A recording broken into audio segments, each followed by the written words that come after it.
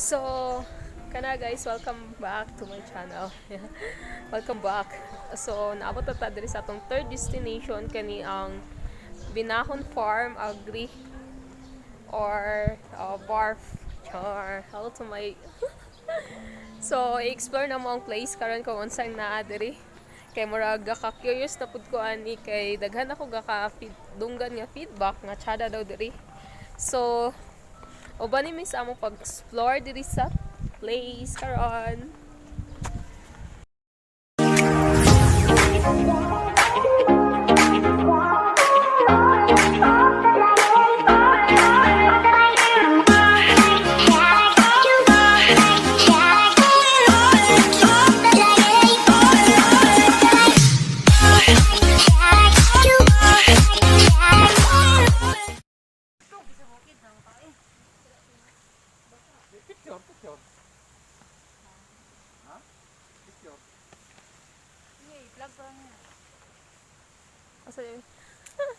Say hi.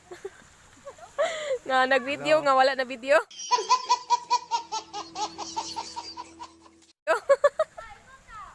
Maniniyot nga di kabalo. Ja, gagi. Second time around nga wala na siya na kuan. Wala siya na video. Unsay feeling?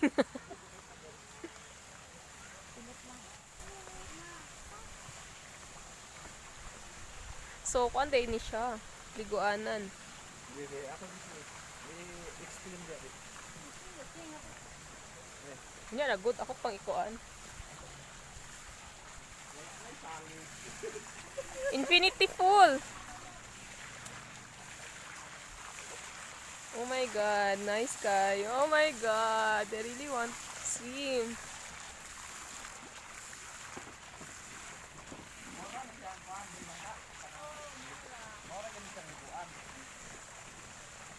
Tong cheese katong dagko nga cheese miss.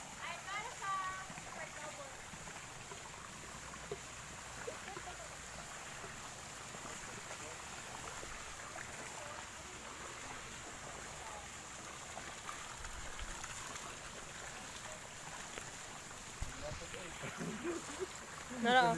Puro palpak. So, welcome to Binahon Farm or what we called bar. So, sa wakas, nakaanhin lagi ko diri, char. So, makita ninyo ang place. Diri nga side is ang pool area. Pool area siya, yeah. So, as usual, na yung mga cottages, yeah.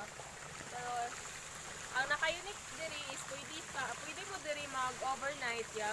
Like kanina, na yung mga traveler nga nag-overnight sila. I think 2 days na daw sila dito. So, nana. Tapos, ilang pool, dili ka pwede maligo diri kung wala daw ka ng ka-attire. Yeah. Nakapanty og bra ko no. Nakapanty og bra daw. Or naka-bathing suit. So, na siya. It's a good place to relax, guys. So, very, nature lover. Nature. It's greeny. So, a lot of trees. Ayun, makita.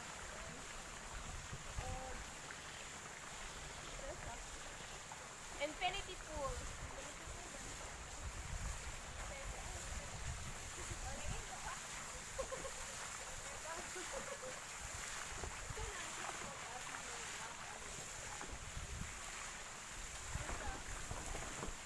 Gusto ka magmuni-muni diri kay broken hearted kay ka. Wow. Pwede kayo diri. Sana Sige, all. ganito nganong gibyan man ko niya. Na all. Ganito nganong gibyan man ko niya.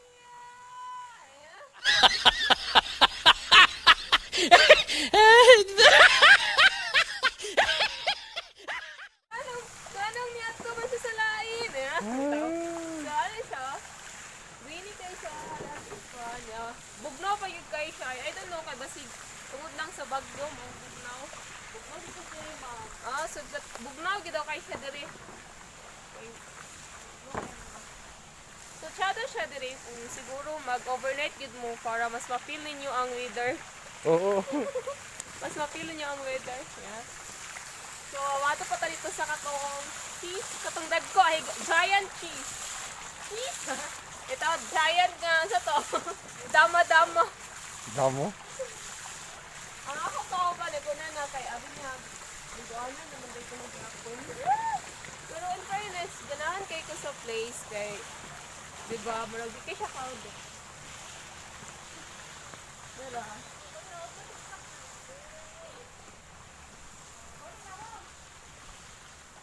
Di ba?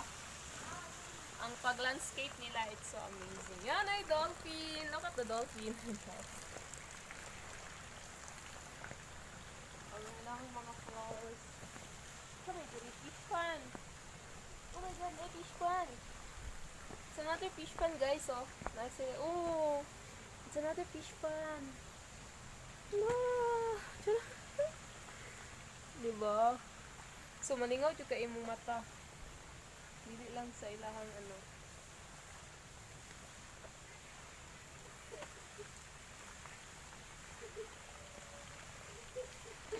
So, ano siya?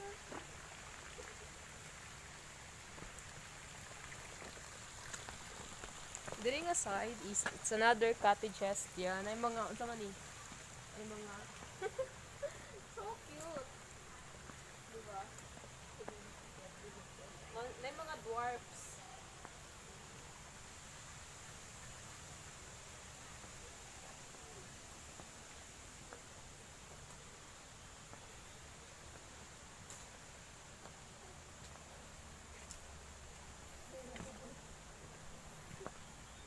May mga dwarfs.